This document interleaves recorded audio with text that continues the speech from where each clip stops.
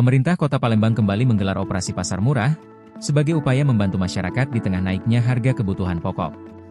Kali ini, kegiatan berlangsung di lapangan Rusunawa, Jalan Kasnariansyah, Kelurahan 20 Ilir D4, Kecamatan Ilir Timur 1, Selasa 16 September 2025. Menurut Wali Kota Palembang, Ratu Dewa, kegiatan ini tidak hanya membantu warga, tapi juga menjadi langkah pengendalian inflasi di Kota Palembang.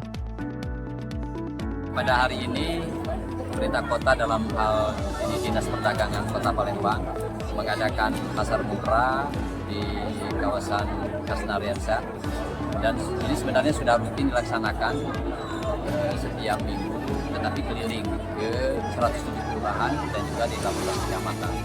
Paling tidak dengan adanya pasar murah ini kita bisa membantu warga karena selisihnya cukup jauh dengan harga pasaran. Di samping itu juga ini dalam rangka pengendalian inflasi Kota Palembang. Sangat senang sekali terbantu, gitu kan? Ada murah terbantu, beda dengan warga warung kan? Musim sarangnya duit Pak, iya. Harganya Cukup jauh, lumayan. cukup jauh. Iya, lumayan lah, dengan 3.000 kan? 3.000 harganya. Mungkin hari ini kita apa yang kita paling cari mungkin dari rumah? Yang pertama minyak, gendum, gula,